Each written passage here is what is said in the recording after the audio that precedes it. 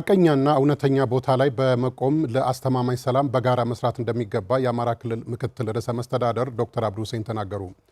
የዱርቤቴ ከተማና አካባቢው ማህበረሰብ የዳበረ የሰላም እሴቱን ተጠቅሞ የታጠቁ ኃይሎችን ወደ ሰላም እንዲመጡ ሊያደርግ እንደሚገባም ተመላክተዋል። አክሊሉም ተስኖት ተጨማሪ አለው።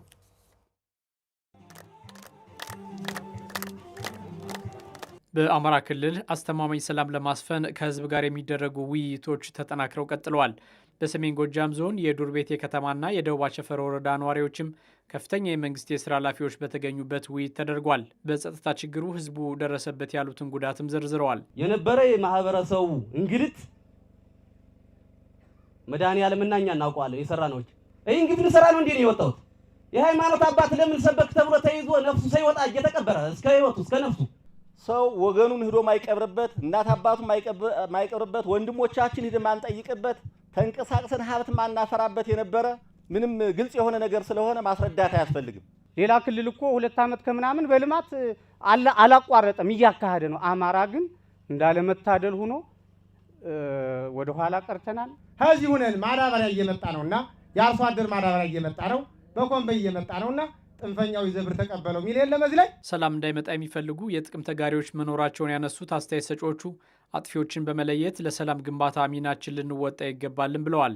ትምህርት ቤት እንዳይጀመር ስራ የሚሰሩ መምህራን አሉ። በግልጽ ሎጂስቲክ እየለገሰ የሚያዋጋን ባለሀብት በትክክል አጥርቶ ምርመራ መደረግ አለበት፣ ወደ ሀገሩ መመለስ አለበት የሚል ነገር አለ። ከመከላከያ ጋር ተቀናጅቶ አካባቢውን የሰላም አስከባሪው ማጽዳት አለበት። የምንድነው እዚህ ላይ ተከቦ ተቀምጦ ያል ወደ ዳር ወጠን ሀገራችን ማናጠዳ ለምንድነው? የሰሜን ጎጃም ዞን ዋና አስተዳዳሪ አሰፋ ጥላሁን ሰላም የሚጸናው በሰከነ ውይይት መሆኑን ተናግረዋል። ችግሩን መርምሮ ለመፍትሄው መስራት እንደሚያስፈልግም ነው የጠቆሙት። የሁከት የብጥብጥ የችግር መነሻ ግለሰብ ነው።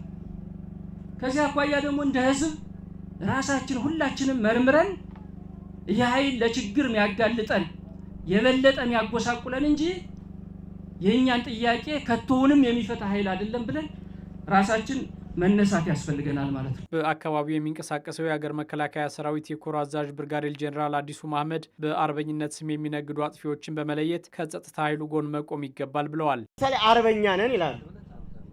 አርበኛ ከሌ ይላሉ። ስለዚህ አርበኛ ከሆኑ ለምንድን ነው ህፃን የሚገሉት? ለምንድን ነው የሚያግቱት? ሀብት ንብረት ለምን ይሰርቃሉ? የሃይማኖት አባት ለምን ይገላሉ? ጉልበት ያለው እዚህ ህዝብ ነው። ጉልበት ማለት ህዝብ ነው። ሰሜን ጎጃም የሰላም ሁኔታው የተሻሻለ መምጣቱን በምክትል ርዕሰ መስተዳድር ማዕረግ የአስተዳደር ዘርፍ አስተባባሪ ዶክተር አማኑኤል ፈረደ ተናግረዋል። የተሟላ ማድረግ እንደሚገባም ነው የገለጹት። እኛ ሰሜን ጎጃም እየተሻሻለ የመጣ ነው። በከተሞች አንጻራዊ ሰላም እየሰፈነ ነው።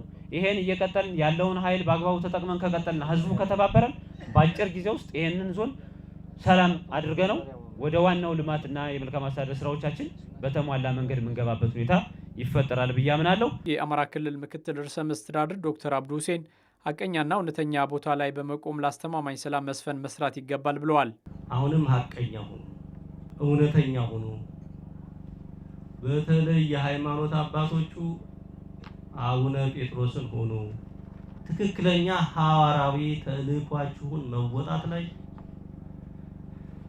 ስራ ብትሰሩ ጥሩ ነው። መንግስት ህግ ከማስከበር ጎን ለጎን የታጠቁ ኃይሎች በሰላም እንዲገቡ መስራቱን ይቀጥላል ያሉት ምክትል ርዕሰ መስተዳድሩ የዱርቤቴና አካባቢው ማህበረሰብም ለዘላቂ ሰላም ግንባታ ልትሰሩ ይገባል ብለዋል። አጀንዳው እንዲያውቅና የችግሩ ምንነትና መዳረሻ አውቆ ራሱን የሚጠብቅ የሚከላከል ለሀገር የሚተርፍ የሚከበር ዱርቤቴ የሰላም ባህል ያለው ለሰላም ግንባታ የተዘጋጀን ዱርቤቴ ለመፍጠር ተነሳሱ፣ ተዘጋጁ